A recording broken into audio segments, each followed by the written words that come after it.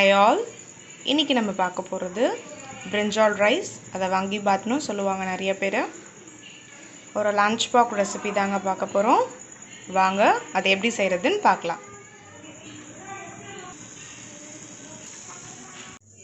Vangibath பண்றதுக்கு first ஒரு powder நம்ம பண்ணிக்கலாங்க. அந்த பவுடர் தான் ரொம்ப முக்கியம். நான் இன்னைக்கு ஒரு கடாயில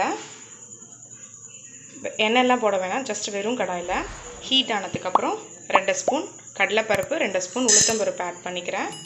நல்லா வதக்கிக்கோங்க. பாருங்க இதுதான் லைட் ப்ரௌன் ஆக ஆரம்பிக்குது. ஒரு 1 மினிட் இருக்கட்டும். அடுத்து அதே கடாயில 2 காஞ்ச மிளகாய், 2 அன்னாசிப்பூ, 2 கிராம்பு, சின்ன டேபிள் ஸ்பூன் சோம்பு, ஒரே ஒரு ஏலக்காய், அப்புறம் காஞ்ச கொத்தமல்லி ஒரு குழிக்கரண்டியால் 1. இது எல்லாத்தையும் நல்லா ட்ரை ரோஸ்ட் பண்ணிக்கோங்க. அடுத்து நான் இன்றைக்கி ஒரு குக்கர் எடுத்திருக்கேன். அதில் 2 கரண்டி எண்ணெய் விட்டுறலாம். அடுத்து ஒரு கரண்டி கீயும் ஆட் பண்ணியிருக்கேன். ஒரு 7-8 கேஷ்யூ பீஸ் ஆட் பண்ணிக்கிறேன். அதையும் நல்லா ஃப்ரை பண்ணிக்கோங்க. 2 மீடியம் சைஸ் ஆனியன் கட் பண்ணியிருந்தேன், அதை ஆட் பண்ணிடுறேன். அடுத்து 2 பச்சை மிளகாய் கட் பண்ணி வச்சுருந்தேன், அதையும் இதோட ஆட் பண்ணிடுறேன். நல்லா வதக்கிக்கோங்க. அதோட இது கூட 2 கிராம்பு, ஒரு பிரிஞ்சி இலை, ஒரு சோம்பு, அப்புறம் ஏலக்காய், இது எல்லாத்தையும் ஆட் பண்ணிடுறேன். இதையும் போட்டு நல்லா வதக்கிக்கோங்க. அதோட கொஞ்சம் ஃப்ளேவருக்காக தான் தனியாகவும் ஆட் பண்ணுறோம். முன்னாடி ட்ரை ரோஸ்ட் பண்ண ஆட் பண்ணியிருந்தோம். இது கொஞ்சம் இன்னும் ஃப்ளேவர் நமக்கு கிடைக்கும், அதுக்காக தான். பாருங்கள் நல்லா வதக்கிடுச்சு. இந்த ஸ்டேஜில் நான் ஒரே ஒரு தக்காளியை நீல வாக்கில் கட் பண்ணியிருந்தேன், அதையும் இதோட ஆட் பண்ணிடுறேன். நல்லா அதையும் வதக்கிக்கோங்க. தக்காளியும் வதங்கிடுச்சு. இந்த ஸ்டேஜில் நான் இன்றைக்கி 2 பிரிஞ்சாலை கட் பண்ணி நீல வாக்கில் எடுத்து வச்சுருக்கேன், அதையும் இதோட ஆட் பண்ணிடுறேன். இது கூடவே நான் தேவையான அளவுக்கு சால்ட்டும் ஆட் பண்ணிடுறேன். நல்லா வதக்குங்கப்போ. இது கூட இந்த ஸ்டேஜில் நான் கொஞ்சம் மஞ்சத்தூள் ஆட் பண்ணிக்கிறேன். பாருங்கள், ஒரு கத்திரிக்காய் ஒரு 2 to 3 மினிட்ஸ் கிட்ட நல்லா வதக்கிட்டேன். இப்போது இந்த ஸ்டேஜில் நம்ம ட்ரை ரோஸ்ட் பண்ணதெல்லாம் நான் கிரைண்ட் பண்ணி எடுத்து வச்சுருக்கேன். இங்கே பாருங்கள், இதை இதோட ஆட் பண்ணிடலாம்.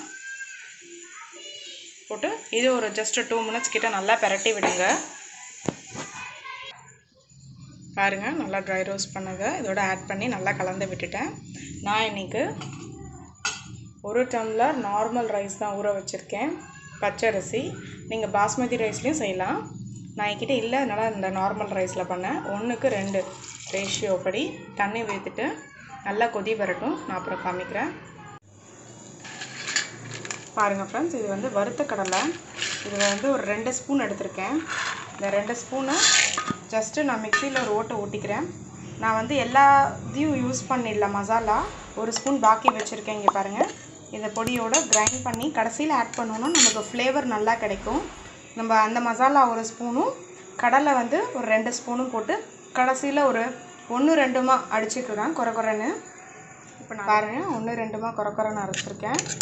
இப்போது இந்த மசாலாவையும் நம்ம ஆட் பண்ணிடுறேன். இப்போ தான் நல்லா கொதி வர ஆரம்பிக்குது.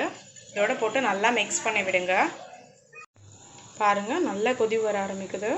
நம்ம லாஸ்ட்டாக ஆட் பண்ணோம்ல கடலை, அதோட ஃப்ளேவர் பயங்கரமாக இருக்குதுங்க. இந்த ஸ்டேஜில் நம்ம அரிசி ஊற வச்சுருந்தோம், அதை நான் ஆட் பண்ணிக்கிறேன். நான் இன்றைக்கி 1 டம்ளர் அரிசி பச்சரிசி ஊற வச்சுருக்கேன், அதை நான் இதோட ஆட் பண்ணிடுறேன். போட்டுட்டு நல்லா மிக்ஸ் பண்ணி விடுங்க. லாஸ்ட்டாக ஒரு கரண்டி கீ ஆட் பண்ணிடுறேன். நான் இன்றைக்கி குக்கர் லிட்டை க்ளோஸ் பண்ணிட்டேன். அதாவது சிம்மிலே வச்சுருக்கேன். ஒரு 5 மினிட்ஸ் கிட்ட இப்படி இருக்கட்டும். அதுக்கப்புறமா 5 மினிட்ஸ் கழித்து விசில் போட்டு ஒரே ஒரு விசில் வந்தால் போதுங்க. அதுக்கப்புறம் நான் காமிக்கிறேன். பாருங்கள், நம்மளோட சூப்பரான வாங்கிபாத் ரெடி. ட்ரை பண்ணுங்கள், டேஸ்ட் பண்ணுங்கள்.